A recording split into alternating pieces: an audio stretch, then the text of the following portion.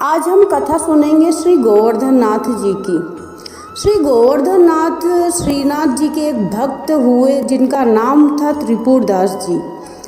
इन्होंने ऐसी प्रतिज्ञा की थी कि मैं प्रतिवर्ष शीतकाल में ठाकुर श्री गिरिराज जी श्रीनाथ जी के लिए अंगरखा भेजा करूँगा।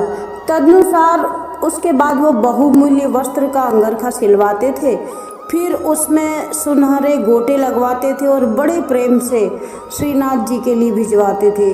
यही कारण है कि इनका भेजा हुआ अंगरखा ठाकुर श्रीनाथ जी को अत्यंत प्रिय लगता था, क्योंकि प्रभु तो भाव के भूखे हैं। कुछ समय के बाद त्रिपुरदास जी का राजा ने सब कुछ हड़प लिया।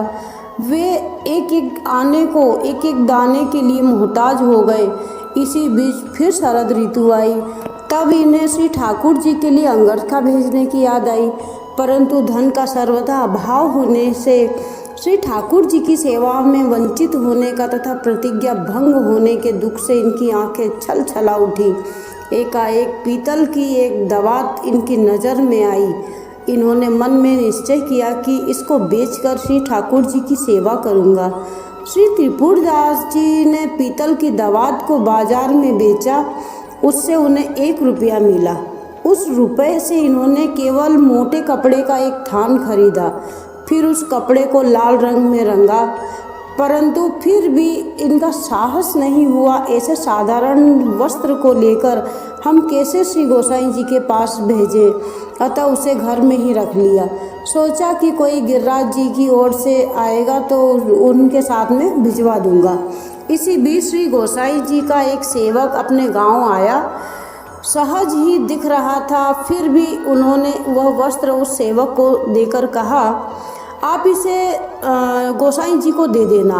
यद्यपि यह वस्त्र श्री गोसाई जी के किसी दास दासी के भी पहनने योग्य नहीं है, लेकिन मुझ दीन दुखी की तुच्छ भेंट समझकर आप ले जाइए। परंतु एक बात ध्यान रखिएगा, मेरी आपसे यह प्रार्थना है कि यह वस्त्र का समाचार श्री गोसाई जी को बिल्कुल मत दीजिएगा।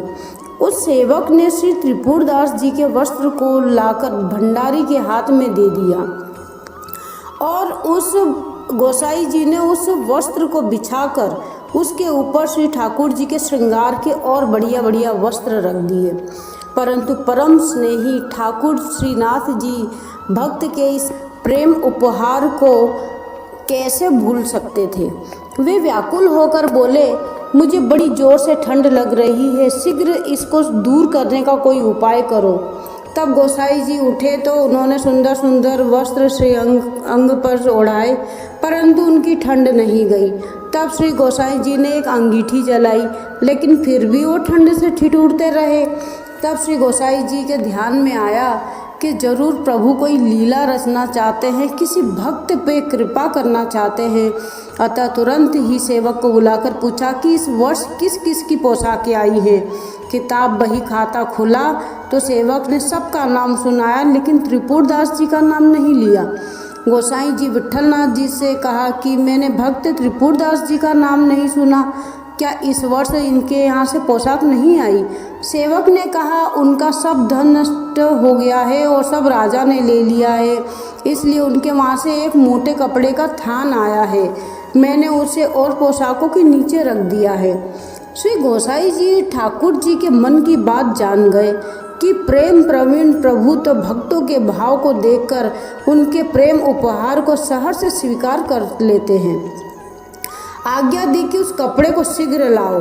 सेवक अनमनासा होकर उस कपड़े को ले आया। तुरंत ही श्री ठाकुर जी के श्रीअंग में धारण करवाया। तब श्री ठाकुर जी ने बड़े भाव से भरकर कहा कि अब हमारी ठंड दूर होगी, और बड़े प्रसन्न भाव से प्रभु खुश हो गए। प्रेम से बोलिए राधे राधे। और आपको ये स्टोरी कैसी लगी आप प्लीज़ लाइक कमेंट करें और मेरा मनोबल बढ़ाएं, और मैं और अच्छे से बोलने की कोशिश करूँगी। राधे राधे।